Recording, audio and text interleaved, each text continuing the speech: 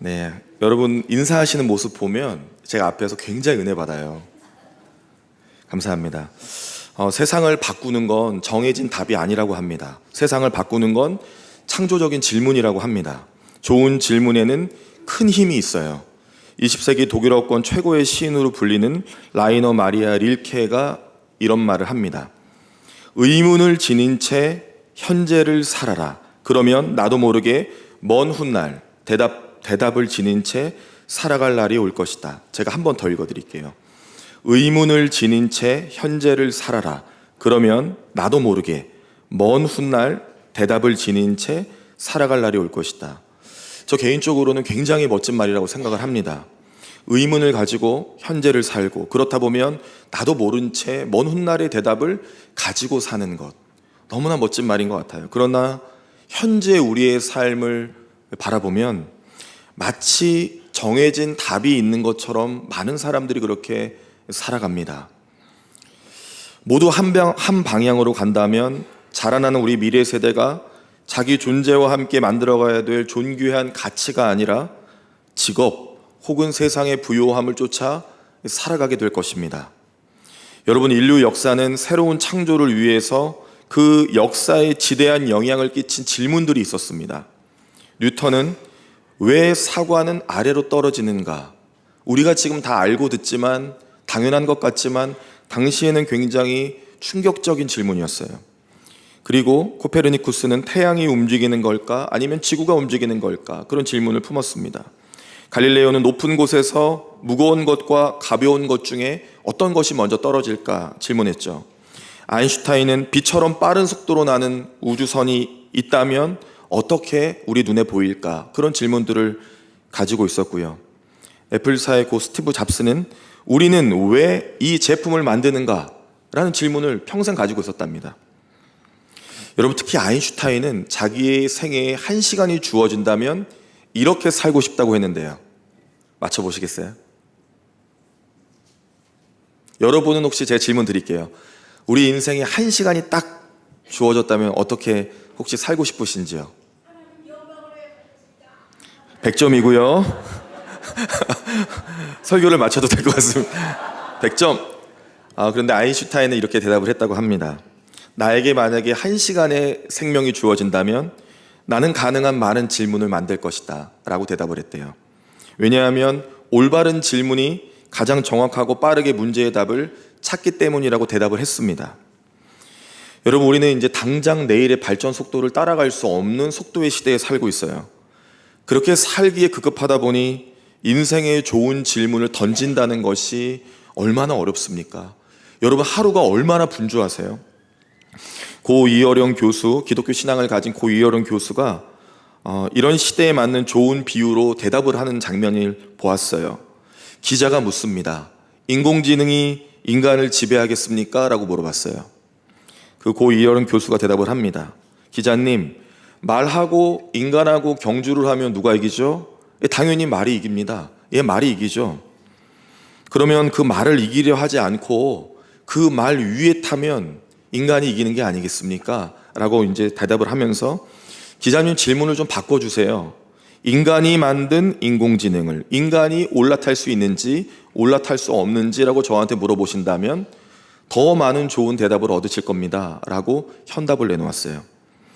여러분, 오늘 선지자 하박국은 이성의 마비를 느낍니다. 영혼의 마비를 느껴요. 고통과 신음이 가득 담긴 질문을 누구 앞에 내놓느냐면 하나님 앞에 드립니다. 사실 우리가 오늘 1장을 읽지는 않았어요. 그런데 1장의 내용들을 보면 이것은 질문이라기보다는 굉장히 처절한 몸부림에 가까운 신음소리입니다. 여러분, 하박국은 예레미야와 같이 활동했던 유다의 선지자거든요. 그의 특징은 질문에 있어요. 하나님께 질문을 합니다. 원래 선지자는 질문하는 사람이 아니에요. 원래 선지자는 하나님의 말씀을 듣고 전하는 사람인데 하박국은 오히려 하나님께 질문하거든요. 근데 그 질문의 강도가 보통이 아닙니다. 이 세상의 그 악함, 그 일로 괴로워하며 하나님과 대화를 통해 어떠한 것을 얻고자 했던 몸부림의 사람이었어요. 씨름했다고요. 여러분, 그런데 이게 중요하거든요.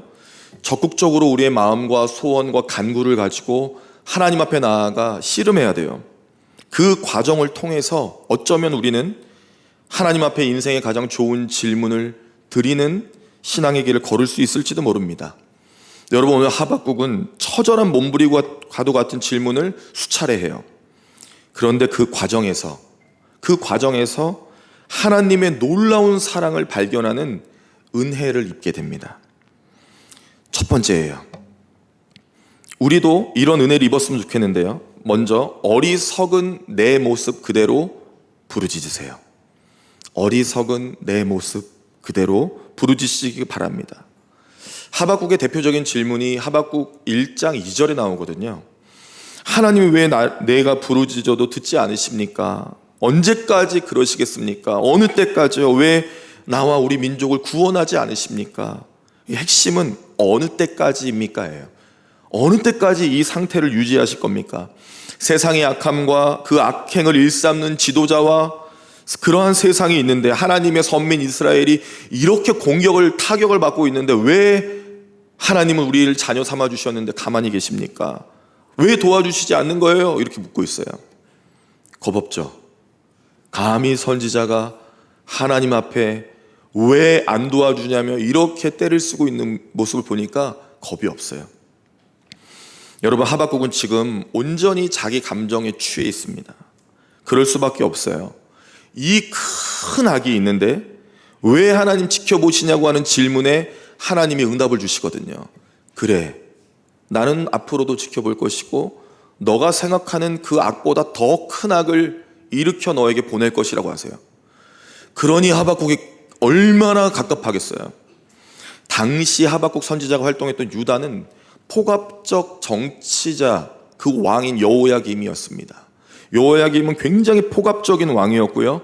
그 당시 사회 질서와 도덕은 다 무너져 있었어요. 강제로 유다 민족을 과중한 노역을 했고요.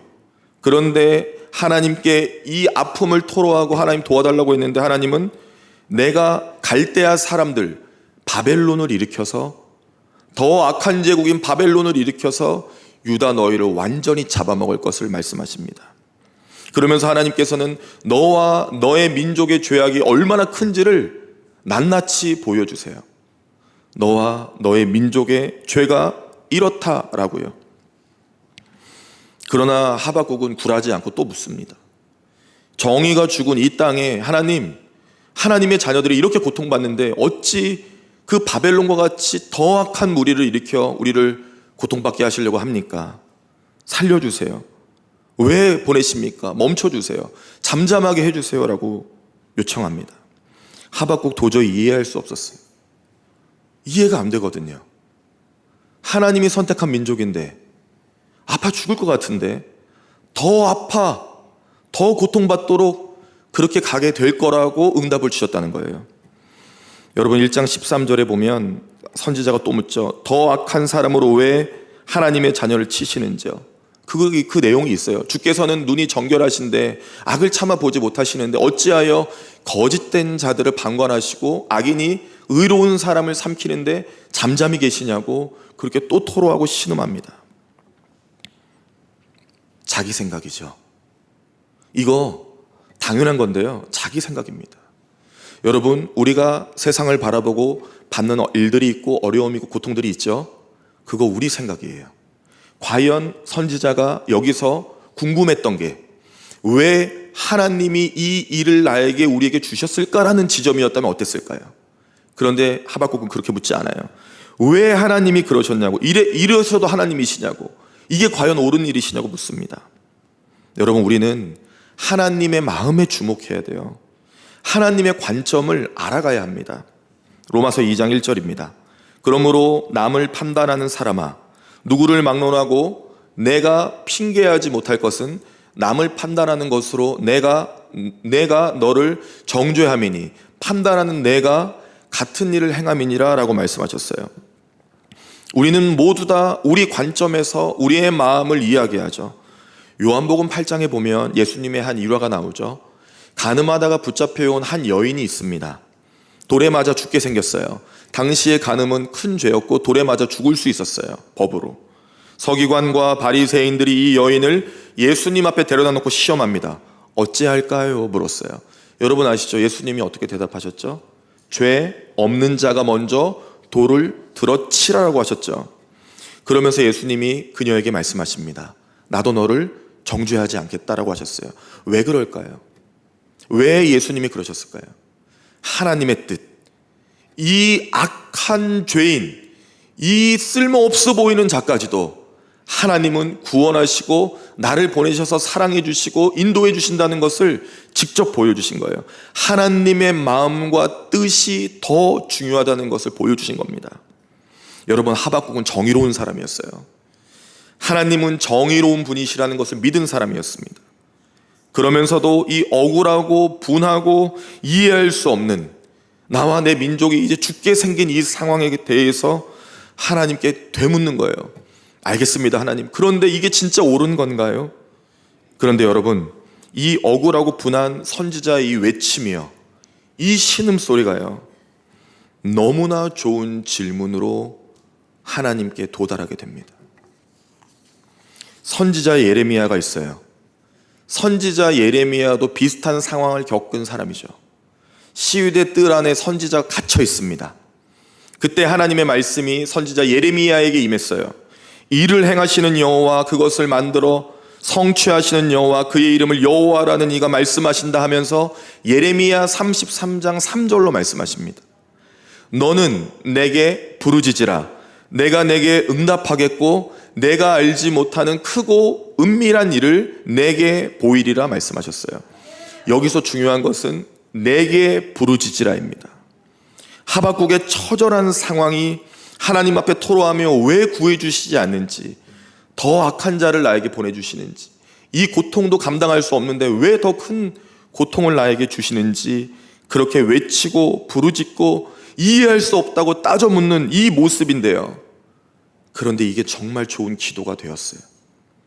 여러분, 우리가 하나님 앞에 드릴 수 있는 가장 좋은 기도가 무엇일까요? 응답받는 기도입니다. 어떤 기도는 아무리 외쳐도 응답이 오지 않아요.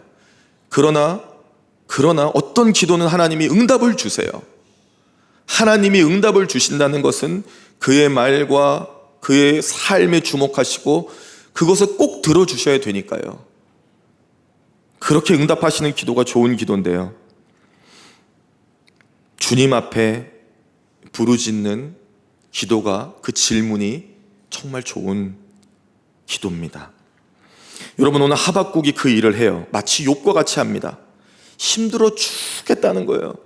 하나님, 나 정말 너무 힘들다는 거예요. 이 고통에서 해결해 달라는 거예요. 악한 자들을 버려달라는 거예요. 왜 우리를 공격하시냐는 거예요.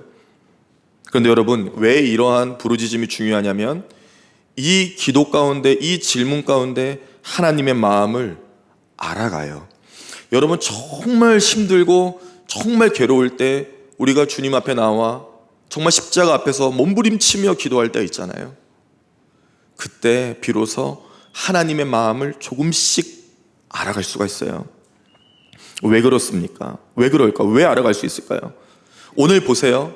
오늘 하박국이 하나님께 토로하며 외치며 신음하며 부르짖으며 질문했을 때 하나님이 응답을 주셨어요. 그런데 그게 자기에게 맞지 않았던 거예요.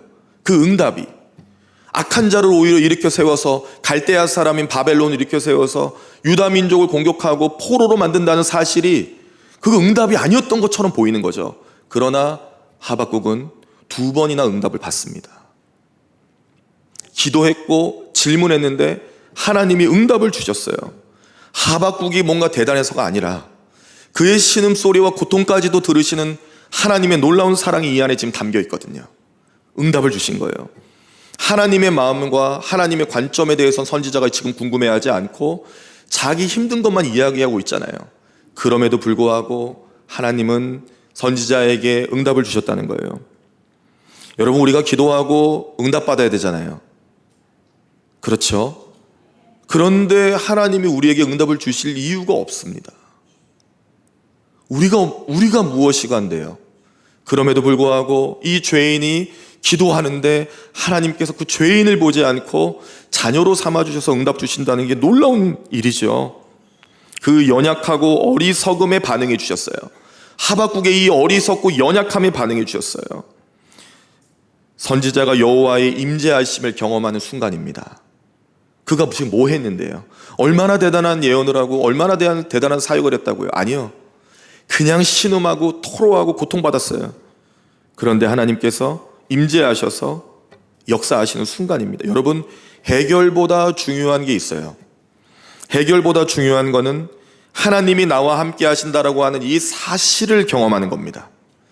문제가 해결되지 않고 고통이 해결되지 않아도요, 하나님이 나와 함께 하신다라고 하는 이 사실을 경험하게 되면 하나님의 역사를 볼 수 있거든요. 본질의 해결은, 진정한 은혜의 시작은 바로 거기서 붙어 있어요. 하나님이 나와 함께 하신다. 그렇기 때문에 여러분, 우리가 진정으로 해야 될 것은 어리석은 내 모습 그대로 하나님께 드리는 거예요. 그거 티를 팍팍 내세요. 누가 봐도 어리석게. 하나님, 나는 할 수 없어요. 하나님, 난 못해요. 하나님, 난 너무 아파요. 하나님, 죽을 것 같아요. 하나님이 일해주세요. 난 할 수 없어요. 그 시작을 통해 점점 발전적으로 하나님이 좋은 질문과 좋은 신앙의 성숙을 만들어 가신다는 것을 먼저 기억하시길 바랍니다. 여러분, 그리고 두 번째로 인생의 성루에 올라가세요. 인생의 성루에. 지금 왜 일이 벌어졌을까요? 죄악 때문입니다. 유다의 죄. 하박국은 현재를 보고 있지만 하나님은 구속사 전체 흐름 속에 과거로부터 현재와 미래를 다 확인하시거든요.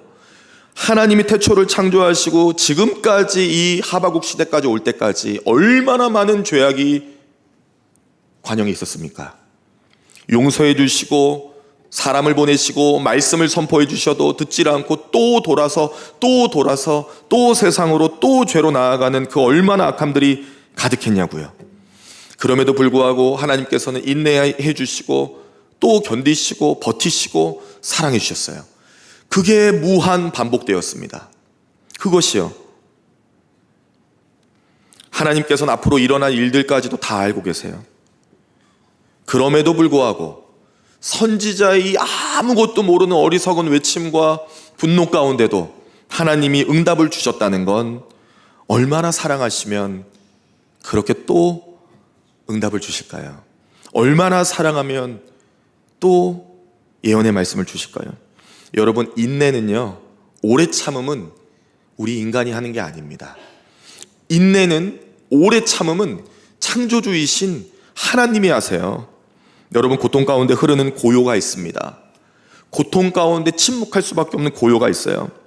인류 고통의 역사였던 제2차 세계대전 때 아우슈비츠 수용소에서 수백만 명의 유대인이 학살당하잖아요. 도저히 부르짖어도 하나님을 경험할 수 없을 것 같은 그 시간 속에 우리가 기억하는 한 줄 문장이 있습니다. 지금도 하나님은 살아계시다. 여러분, 이 한 줄 문장이 주는 메시지가 정말 강력하지 않습니까? 도저히 하나님을 확인할 수도 없을 것 같은 그 숨막히는 죽음의 시간 속에도 누군가는 그렇게 기록을 했어요. 지금도 하나님은 살아계시다. 오늘 본문 1절에 보면 드디어 선지자가 전혀 다른 모습으로 서 있는 장면을 보게 됩니다.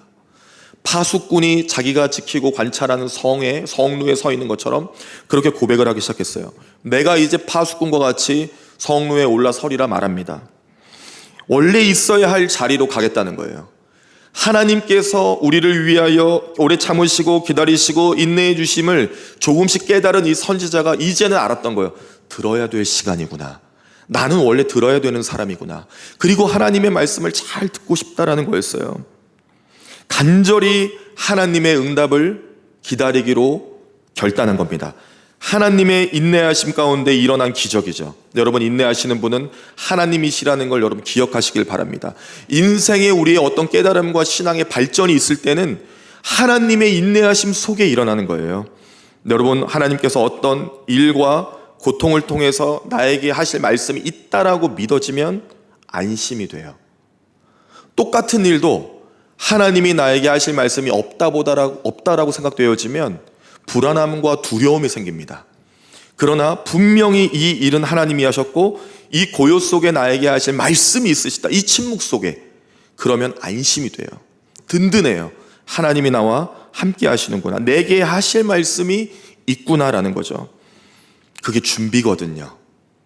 하박국의 처절하고 어리석고 연약한 몸부림과 같은 질문 속에 하나님이 임재하여 주셔서 그를 사용하여 주셔서 준비시키셨어요. 들을 수 있는 마음을 허락하셨어요. 여러분, 준비되면 잘 들려요. 준비 안 되면 안 들립니다. 갑자기 커다란 번개를 팍 맞고 성전에 와서 우리가 몸부림칠 때가 있어요. 한 번에 응답 안 될 때가 있죠. 준비가 안 돼서 그래요. 준비가 되면 잘 들립니다. 2절, 이제 듣기 시작합니다. 하박국아, 너는 이 묵시를 기록해라. 판에 명백히 새겨 달려가면서도 읽을 수 있도록 하라라고 명령을 내리셨어요. 지금까지는 선지자가 고통받는 신음하고 기도하고 질문하는 것에 하나님이 응답을 주셨는데 이제는 응답이 아니에요. 명령을 하셨어요. 신음 가운데 있는 자녀의 주인으로서 명령을 하시는 거예요. 묵시, 하나님의 계시의 말씀을 드디어 허락하십니다. 하나님께서 판의 색이라고 하셨어요. 이 판은 이 고대 근동에서 돌이나 점토에 새기는 서판을 말합니다. 그런데 하나님은 그냥 새기라고 안 하셨고 분명하고 크게 잘 새겨서 볼 수 있도록, 그러니까 모두가 볼 수 있도록, 그 말은 모두에게 알리라는 거예요. 선지자야, 이 일은 반드시 성취될 것이니까 너는 이 사실을 모두에게 알려라. 하나님이 하나님 되심을 드러내는 시간이었어요. 이제 선지자로서 하박국은 진짜 자기 일을 하게 된 거예요. 듣고 전하는 사명자로 세우셨어요. 하나님께 불만을 토로하고 질문하는 자가 아니라 그 어리석고 연약한 질문임에도 불구하고 하나님 오래 참으시고 인도해 주셔서 그의 질문을 아름답게 승화시켜 주셨어요. 놀라운 표현이 등장합니다. 3절이에요. 3절에 보면 정한 때라고 하나님 말씀하세요. 하박국아, 너 말고, 너가 정한 시간 말고 내가 정한 때가 있다. 내가 정한 때가 있으니 그날이 곧 올 것이다. 그때를 하나님께서 인내하며 기다리고 있으시단 말이에요. 선지자가 보지 못했던 하나님의 마음과 관점이 이제 그 본심이 드러나는 거예요. 내가 정한 때가 있다. 그때의 악을 심판할 것이고 이스라엘을 구원할 것이다. 반드시 성취될 것이니까 많은 이에게 알려라. 비록 더딜지라도 라고 말씀하셨어요. 비록 더딜지라도 이 일은 반드시 응하리라. 비록 더딜지라도. 하나님의 전적인 사랑과 은혜가, 그 깨달음이 하늘의 별이 쏟아지듯이 지금 선지자 하박국에 쏟아지고 있습니다. 하나님 말씀하셨어요. 기다려라 라고요. 기다려라. 여러분, 예수님 믿으면서 그 말씀 들어본 적 있으세요? 이거 음성으로 들으셔야 돼요. 음성 지원이 돼야 더 은혜 있어요. 기다려라. 꼭 들으시길 바라요. 여러분, 기다려라. 내가 일할 것이다. 내가 정한 때 넌 기다려라. 그 말씀을 들으면 얼마나 행복한지 몰라요. 그 일이 안 됐거든요. 오히려 그 일이 무너질 때도 있어요. 근데 기다리라잖아요. 여러분, 어린아이들이 왜 천국 가는지 아십니까?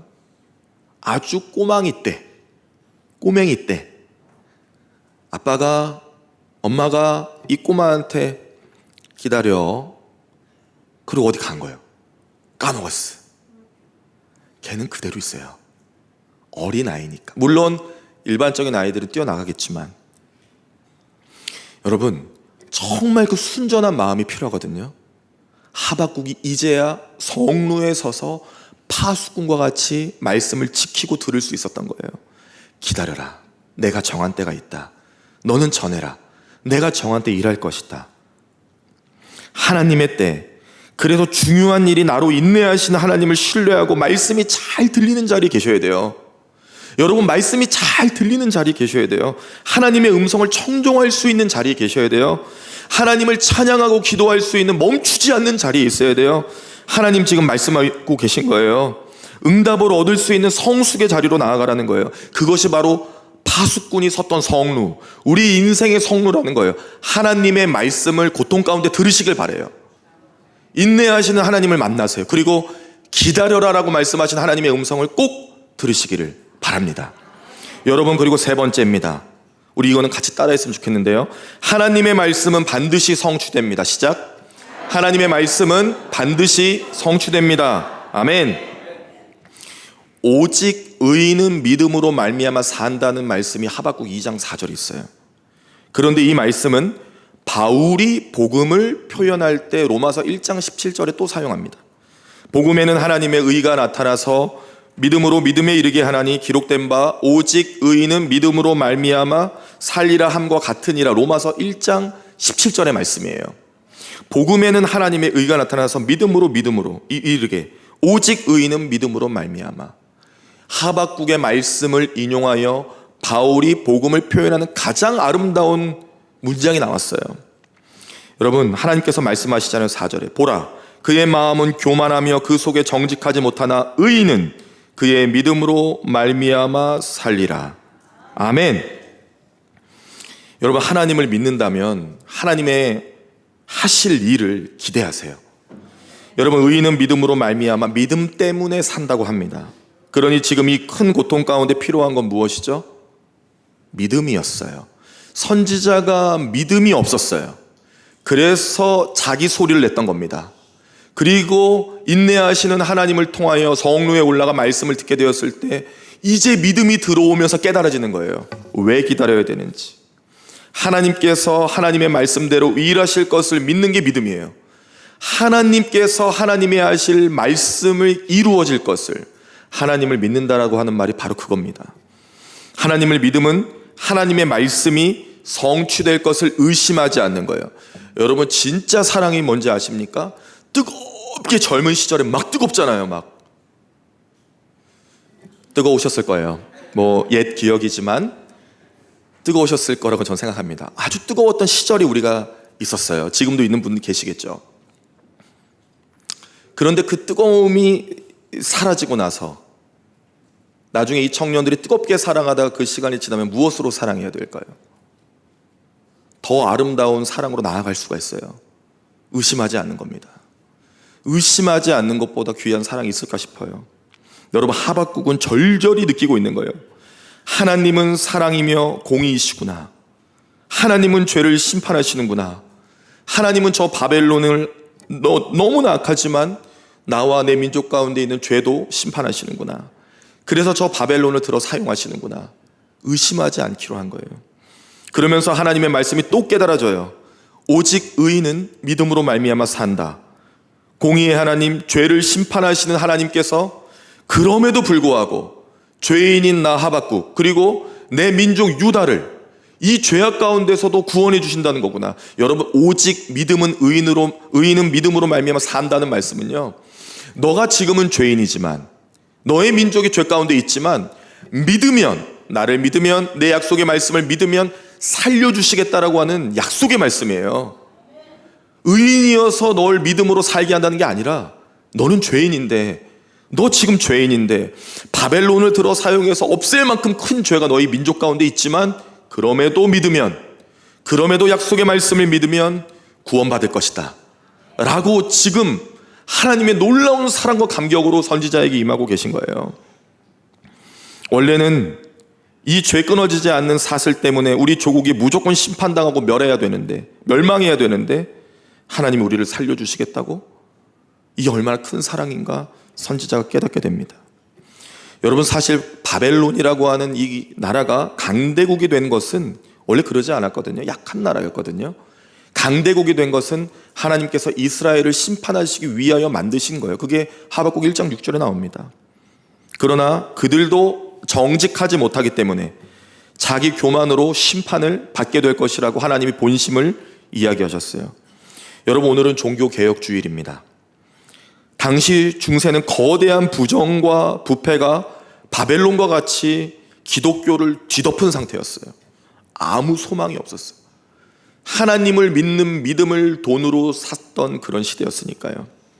또한 오늘 한국교회가 어떠한 개혁을 위하여 모이는 날이기도 합니다.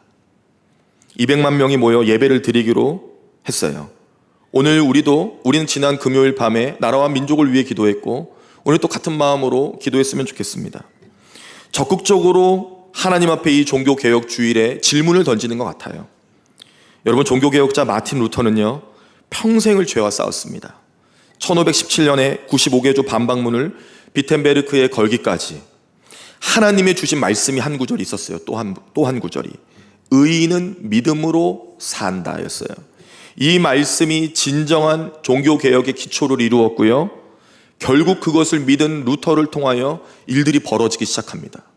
하나님의 놀라운 일들. 지금 우리는 죄악이지만, 나는 죄인이지만, 나는 죄와 싸우고 이 시대는 죄악 가운데 있지만, 그럼에도 불구하고 의인은 믿음으로 산다라고 하신 말씀을 믿고 하나님이 이 땅을 구원해 주실 것을 믿고 나아갔던 거예요. 그리고 하나님이 이루셨죠. 여러분, 비록 더딜지라도, 이게 무슨 말씀인지 압니까? 하나님이 이 정도로 말씀하셨으면, 하박국이 이 정도로 은혜 받았으면 이제 용서해 주시고 끝내셔야죠. 아니요. 바벨론이 삼키러 와요. 그리고 포로가 됩니다. 다 날아가요. 그 일을 겪어요. 비록 더딜지라도, 바벨론의 공격과 통치가 있고 지속되더라도, 우리의 계획과 다르더라도, 일이 더디더라도, 상황이 멈추더라도, 관계가 악화되더라도, 응답이 없어도, 오늘 하박국처럼 다 망한 것 같을지라도 하나님은 이렇게 말씀하세요. 믿음으로 살아가라. 멈추지 마라. 계속 하나님 말씀 붙잡고 나아가라. 주님이 주신 말씀의 뜻이 바로 이겁니다. 비록 더딜지라도. 왜 하나님이 나 따라오지 않지? 자꾸 뒤돌아보지 말라는 거예요. 계속 앞으로 가라는 거예요. 하나님의 말씀이 있으니까, 그분이 약속을 주셨으니까, 그 말씀이 반드시 성취될 것이니까 앞으로 가라는 거예요. 왜 그런지 아십니까? 뒤돌아보지 말라고 하신 이유가 있어요. 이미 하나님은 우리 뒤에 계셔 본 적이 없어요. 늘 앞에서 그분의 말씀과 은혜와 사랑으로 우리를 이끌고 가고 계셨다는 말씀이에요. 하박국아, 뒤돌아보지 마라. 나는 늘 너의 앞에서 널 이끌어주고 있었다. 죄에 있는 너와 민족을 이끌어주고 있다. 구원받을 수 있어. 오직 믿음으로 살아가라 라고 하시는 또 놀라운 말씀을 허락하셨어요. 하나님 자녀답게 믿음으로 뒤돌아보지 말라는 말씀입니다. 주중에 우리 청년 한 명이 수술했어요. 큰 수술이었습니다. 6시간 걸린 등 수술이었는데요, 이 부모에게는 자녀를 향한 뜨거운 눈물이 있었어요. 당사자인 청년은 얼마나 힘들었겠습니까? 제가 사진을 받아보았거든요. 근데 등 전체가 그 자국이 있더라고요. 제 눈으로 볼 때는 상당히 끔찍해 보였습니다. 그것을 견디는 청년이나 그 일을 수년간 바라보고 있는 부모의 마음은 어땠을까요? 그런데 제가 놀라운 이야기를 듣게 됐어요. 얼마나 힘드세요? 라고 전하고 기도해 드리려고 했는데, 아니요 목사님, 감사해요. 믿음으로 기도하면서 하나님이 하시는 일들을 보고 있다는 거예요. 앞으로 인도하실 것을 믿는다는 거예요. 그러면 저한테 축복을 해주시더라고요. 목사님 오셔서 믿음으로 먼저 감사하는 기도를 하셔서 전염이 되셨다는 거예요. 나도 그렇게 기도하니까 믿어지더래요. 너무 은혜가 됐어요. 제가 이 설교 준비하는 과정 가운데 있었는데, 야, 그렇지. 되지 않은 일에 관하여 하나님이 인도하실 것을 믿고 감사하는 믿음. 의인은 믿음으로 말미암아 산다.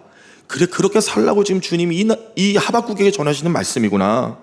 하나님께서 하실 일을 믿고 감사할 때 이미 이루신 하나님과 함께 살 수 있어요. 하나님이 하실 일을 믿고 나아가야 이미 이루신 하나님 손을 잡는 거지, 믿지 않고 의심하며 하나님 말씀을 곁에만 두고 있으면 하나님 손길 잡지 않은 거예요.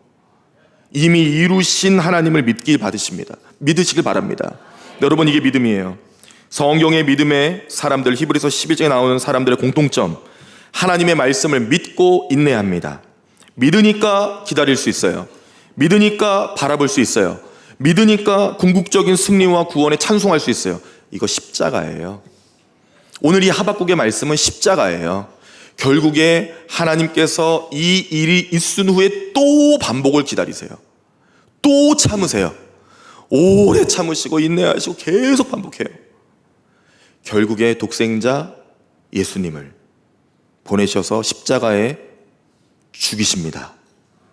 그렇게 사랑하셨어요. 얼마나 놀라운 일이에요. 그런데도 세상으로, 그런데도 죄악으로. 그게 우리라니까요. 오직 의인은 믿음으로 말미암아 산다. 나는 의인이야가 아니고요. 죄인인데 믿음으로 살 수 있도록 이 어리석고 연약한 신음의 질문과 기도까지도 사용하여 주셔서 결국에는 이렇게 바꾸어 주셨어요. 이제 오늘 설교를 끝으로 다음 주, 그 다음 주 연속적으로 시리즈로 하박국을 설교할 겁니다. 왜냐하면 내년에 우리의 방향이거든요. 이제부터 시작되는 시리즈의 말씀을 통해 우리가 내년을 함께 준비하고 기도했으면 좋겠어요. 이제 바뀔 하박국의 언어들을 보게 되실 거예요. 이제 선지자가 왜 선지자인지를 보게 되실 거예요. 인생에 아무 소망 없어도 찬양한 한 인물을 보게 되실 겁니다. 기다리세요, 한 주를. 사랑하는 교회 여러분, 비록 더딜지라도 하나님의 말씀은 반드시 성취됩니다. 외우셨어요? 비록 더딜지라도 하나님의 말씀은 반드시 성취됩니다. 큰 목소리로 해볼게요. 시작. 비록 더딜지라도 하나님의 말씀은 반드시 성취됩니다. 아멘. 잘하셨어요. 우리 한번 큰 목소리로 다시 믿음으로 고백해 봅시다. 시작. 비록 더딜지라도 하나님의 말씀은 반드시 성취됩니다. 아멘. 기도하겠습니다.